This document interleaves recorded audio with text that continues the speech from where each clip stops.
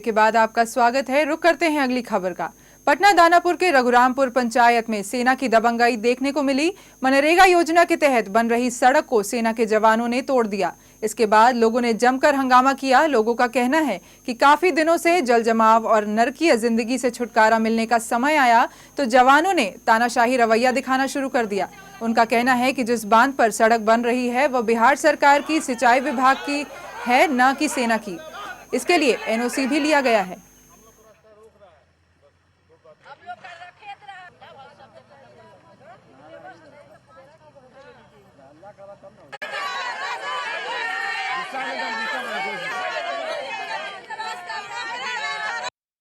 रास्ता उखाड़ दिया, कुछ भी बात नहीं है। हम लोग ऐसे ही घूमने आए थे तो रास्ता लोग उखाड़ रहा था तो हम लोग पूछे कि भाई साहब क्यों उखाड़ रहे हैं, तो हम लोग के साथ में बहुत गलत व्यवहार किया और रास्ता उखाड़ के बिक दिया। बोला कि सब फोटो ये लोग के लो हथियार के साथ था करीब 100-125 आदमी। फौज विकास के काम में रोड़ा बन रही है। ये बांध पर जो है खड़ंजा बिछाया जा रहा था, बिछाने के बाद भी रोक डाला और रात को कम से कम 200 फौज लेकर के 2 पदाधिकारी आके साथ में रख करके और पूरे गवर्नमेंट की प्रॉपर्टी को नहस तहस कर दिया, इधर उधर फेंक दिया।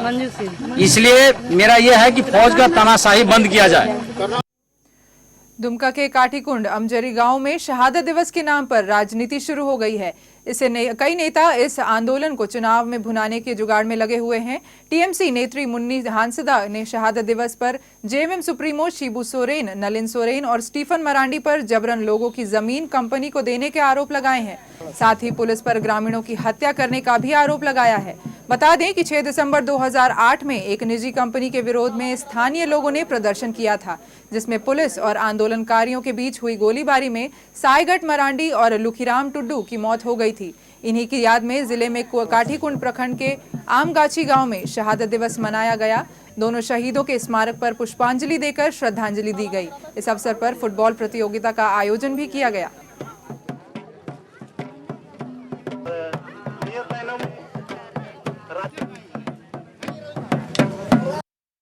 शिबू सोरेन है, स्टेफन मरांडी भी है, आपका नलिन सोरेन भी है। ये लोग आपका अमर पानी में जो है कि बहुत सारे जो वहाँ जो ड्रिल के समय वो लोग जो है कि फाइल कंपनी वाले से जो ही किया गया था, जब्त किया गया था, उस फाइल में नलिन सोरेन का लेटर पैड लिखा गया था कि उन लोग को आदेश दिया गया। बांग्लादेश की एक लड़की भटकते हुए रांची आ गई है, जिसे प्रेम आश्रय में रखा गया है। 2 दिसंबर को रेलवे पुलिस ने इस 18 साल की लड़की को रांची रेलवे स्टेशन पर भटकता पाया। पुलिस ने उससे पूछताछ की तो वह कुछ भी बता नहीं पाई। पुलिस ने उसे प्रेम आश्रय में रखवा दिया। अब वो बांग्ला भाषा में ये बता रही है कि उसका नाम सोनिया अख्तर है, जो बांग्लादेश के बोरिशाला जिले के उधमपुर गाँव की रहने वाली है। वह अपने घर से सामान खरीदने निकली थी। बाजार के एक होटल में उसने पानी पिया। फिर उसके बाद जब उसे होश आया तो उसने खुद को हावड़ा स्टेशन पर पाया। उसने वहां से एक ट्रेन पकड़ ली जो उसे रांची ले आई। बहरहाल सीडब्ल्यूसी सोनिया को उसके देश भेजने के लिए एंटी ह्यूमन ट्रैफिकिंग यूनिट से संपर्क कर रही है। हम भी नहीं समझ पा रहे हैं। वो उधर का थोड़ा सा होता है, इससे पूछे बांग्ला में ही जवाब देने के लिए। लोहरदगा जिले में महिला सशक्तिकरण का सुखद परिणाम देखने को मिल रहा है।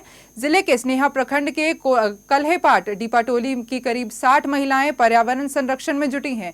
1000 एकड़ में फैला जंगल इन महिलाओं के प्रयास से फिर से हरा भरा हो गया है। पेड़ों की अवैध कटाई से ग्रामीणों को जलावन के साथ दतवन भी मिलना मुश्किल होने लगा था, जिसके बाद महिलाओं को जंगल के विनाश से पैदा होने वाली मुसीबत का एहसास हुआ और यहीं से उन्होंने जंगल बचाने की मुहिम छेड़ दी। ये महिलाएं पारंपरिक हथियार लेकर जंगल के आसपास घूमती हैं और अवैध तरीके से पेड़ काटने वालों को जुर्माना भी लगाती हैं।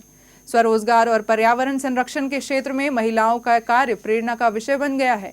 वन विभाग भी इन महिलाओं के प्रयास को सराह रहा है। सोच के रखे हैं।